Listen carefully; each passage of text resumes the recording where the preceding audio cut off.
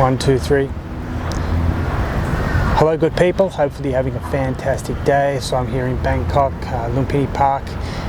Why are Democrats funding illegal aliens? Okay, why is the border left open? Why are people allowed to come in? Why is there basically no effort on behalf of any Democrat to slow this down? Election year. Do you really believe that they're going to miss this chance to add an extra few million votes? Of course not. What has already been found out is that 2020 there were enough irregularities that would warrant an investigation under almost any other normal situation. But remember, Democrat Party doesn't really get any votes in the heartland of America. 85% of Americans still consider themselves classical conservatives or classical liberals. But where the votes are really in New York, Texas, California. These are going to be the battle states this year. As most people will know, is the United States has deteriorated exponentially under the current regime, whoever is in charge. I'm not too sure if it's Barack Obama, Susan Rice. We all know that Joseph Biden is in charge. Okay, as we've seen, there is nothing but pestilence, war, famine, crises after crises that are occurring. These didn't really happen during the Trump presidency up until COVID-19 pandemic. If you're not on an America First footing, if you're not for Americans first, then it's very difficult to win over your electorate. Let's have a look at New York. New York is an absolute basket case.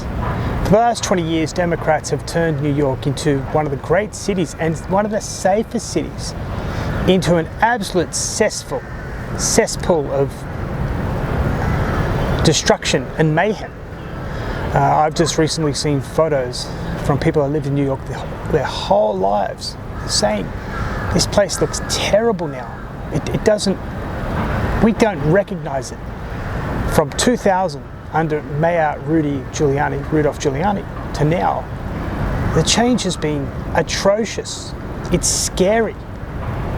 And when you have situations where the criminals have more rights than innocent people that are being attacked, you no longer really have a viable city. So what do you have to do? You have to create crises after crises. You have to create new situations. The LGBTQ, transgender kids, a war here and there to throw people off.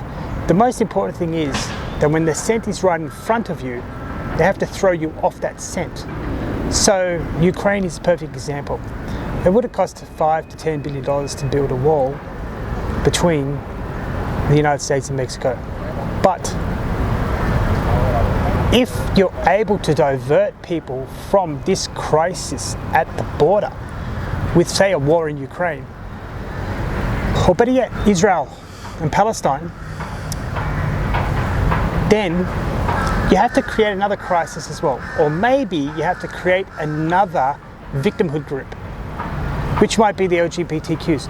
And then what they will do is they'll attach themselves to a new crisis in order to give their group more relevance, more opportunity to further be able to promote what they're doing, okay? So a really good example of this is Gays for Palestine. Great, that's fantastic that you're gay. Nobody has a problem with that. I don't think anybody in the United States has a problem with gay people, lesbian, LGBTQ people. If you're transgender, go for it, fine. Don't involve the children. Let them grow and be kids. But look what New York has been able to do. People aren't really talking about the crime in New York.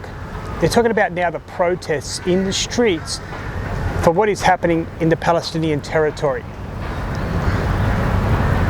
And they're doing that with university students, of course, the LGBT community with the LGBTQ for Palestine, and we've even seen rainbow Palestinian flags and all these kind of things. When the only country in the Middle East where the LGBT community would not be under threat of violence is Israel, they're going to go and support this because it's going to be very well promoted on the left. we're able to deflect you off the real scent, of the real smell of what the problem is in New York, which is mass corruption over government, flooding New York with new illegal aliens in order to vote in the upcoming election. And you can disagree with me and say, no, they can't vote. Well, I mean, there's already information coming out there that people that are crossing the border are being given information on how to vote. And it has happened before, and it happens every election, because there's always a few that have found out. But what is now happening is the current Democratic Party regime, whoever is in charge, it is so disastrous for the United States in almost every aspect. I can't really think of something they're doing well.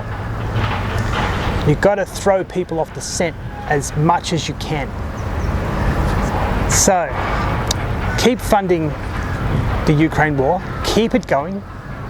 Now the Democrats are also saying that the Republican Party is pro-Russia. Well, we know that's a joke, because the only people that have taken money from Russia in the last couple of years is really from the Clinton Foundation. I mean, no Trump has got money from Russia. In fact, they lost money in Russia. And of course, Hunter Biden with Ukraine, Burisma. We know all this. This is now factual information. But we have to throw people off the scent. So we'll do it with Israel-Palestine. Joseph Biden, what did he do? Well, whoever his handlers are, what did they do? They released money to Iran, which helped them build weapons, to fund Hezbollah, which funds Hamas, probably also funds Islamic Jihad, Fatah, probably funds also ISIS, who are ideological enemies of Hezbollah, but they will still fund them because they've gotten $160 billion from the Democratic Party regime, when the Democratic Party could have kept that frozen, but they had to release it in order to create a situation where they can throw people off the scent. This is very important to the Democratic Party and to Republicans in name only. These people also seem to go along with the Democratic Party because they fear the repercussions of acting independently or acting as a Republican bloc. The Democratic Party, they don't have that self-reflective characteristic.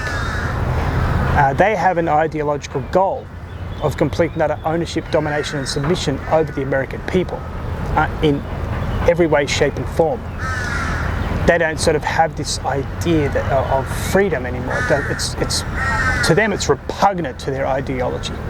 So in order for people to miss the real game, they have to throw them off as much as possible, and this is what's happening. Just a deflection of the truth, and let's create all these crises that people can't handle psychologically, mentally and also economically,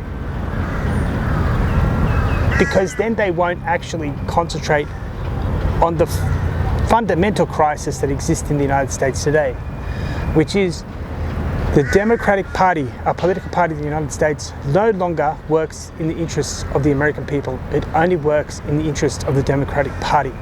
And I am also saying that some Republicans are also part of this problem. So I know Americans have a big choice to make in November.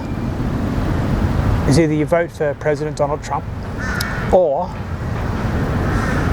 give recognition to the crises manufacturers. It will be a lot scarier under the crises manufacturers because they only have one thing now. In order for us to give you your safety, you have to give us all your rights.